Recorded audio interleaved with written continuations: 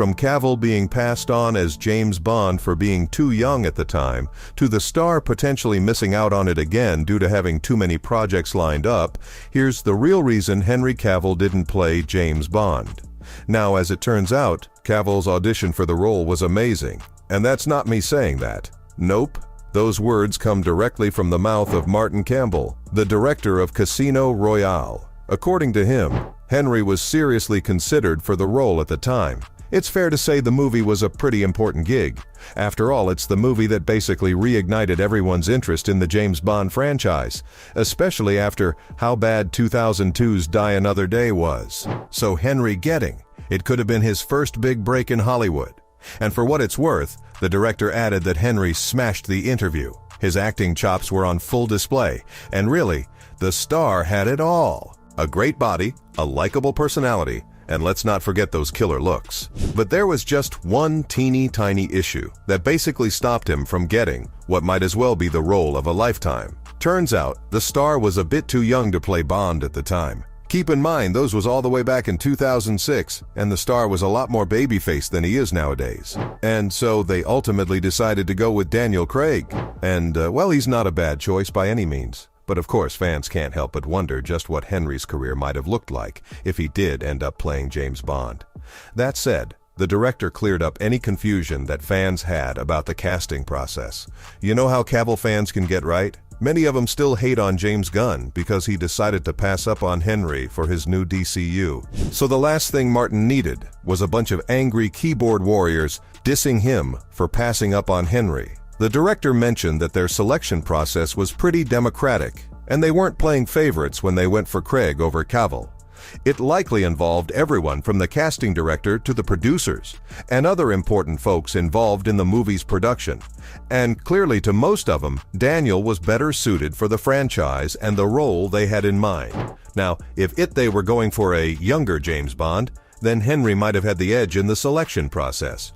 But as it is, Craig was the clearly better choice out of the two. But hey, sure, he might not have been cut out back then, but what about now? Is it too late for Henry to join the Bond party? There's been a long-running debate among fans lately, as many eagerly anticipate who's going to take up the mantle of James Bond, now that Daniel Craig's run has come to an end, with No Time to Die. Everyone's thrown their hat into the ring, from Idris Elba to Aaron Taylor-Johnson and even Tom Hardy. But let me formally be the one to pitch Henry Cavill as the next James Bond to y'all. Now hear me out for a sec. Cavill's 40 years old right now, which means he's still got the time to do a Bond film. And while I'm personally on board with it, I can't deny there's one big issue with this whole plan. The thing is, you could see even in Daniel's last Bond film, he was starting to push it as far as his age is concerned.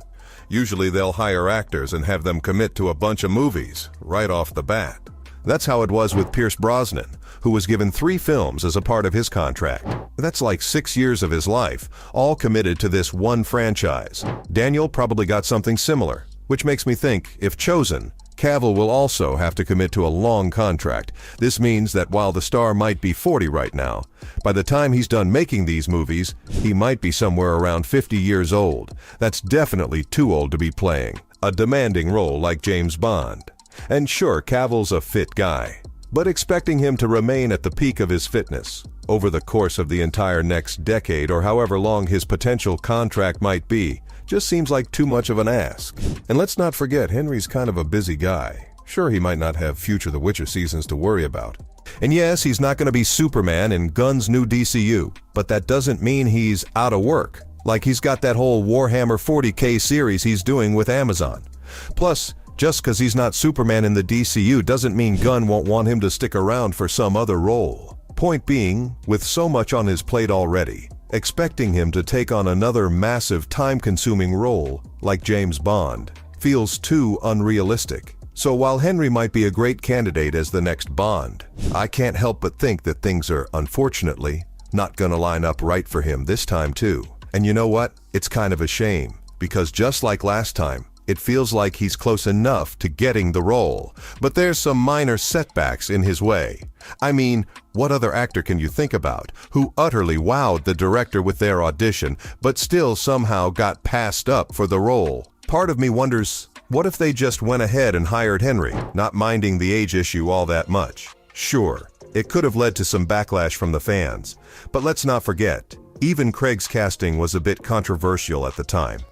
It's clear that no star is free from the wrath of angry fans. And in the case of Daniel, folks were especially not happy with him at first. Debbie McWilliams, who served as a longtime casting director for the Bond films, even went as far as to say that she felt sorry for the guy. Most of the press thought he wasn't right for the part, but all the backlash that he got only ended up giving him the motivation. He needed to prove everyone wrong and do an amazing job as the character. That said, people didn't make it easy for the guy. Like, there were rumors floating during the filming process that the dude could barely even talk and walk properly. Can you believe that?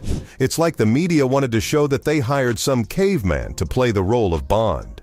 What I'm trying to say is that no matter who would have gotten the role, it's clear that a big portion of the media would have just hounded them regardless. So I think it might have been worth it to take a shot with Henry, especially with how supposedly good his audition was. Sure, people might call him names like Baby Bond at first, but when they actually get the chance to see him in action, I'm sure they would have eventually changed their tune. Although it's clear that had Cavill gotten the part, he probably wouldn't have starred as Superman. And depending on what your view is on those films, that might have been a good or a bad thing. I mean, sure, he was amazing as the iconic superhero, but you can't help but feel like the executives kinda wasted a lot of his time, especially with how unceremoniously that role came to an end. It's possible that Bond might have been a more fulfilling role for the star, maybe something he feels happy to have his name attached to, because with both Superman and The Witcher, it's clear that the star didn't get to end things on his own terms. And personally, this makes me hope that his Warhammer 40K role turns out different. Cavill could seriously use a win. A lot of the parts that he's been passionate about have either been taken away from him or have completely squandered the great potential they had. But despite it all, Cavill looks like he's holding strong. And for both him and his fans, Warhammer might be the only thing that could be the saving grace in all this. Now, as you know, Henry's a huge fan of the tabletop game series, so you just know he's going to be involved in all the production stuff. Plus, with the never-ending flow of cash that Jeff Bezos can provide to this project, I've got a feeling they'll have the budget needed to properly tell this galactic war story. That said, I hope Amazon doesn't make the same mistake that Netflix did and hires writers who actually know a thing or two about the source material. The last thing you need is to have a repeat of the Witcher situation, where Henry has to leave the project because the folks in charge don't even care about being truthful to the stuff they're supposed to be adapting. But I guess time will tell what's in store for the star. So from the star potentially missing out on it again due to having too many projects lined up, to Cavill being passed on as James Bond for being too young at the time, that was the real reason Henry Cavill didn't play James Bond.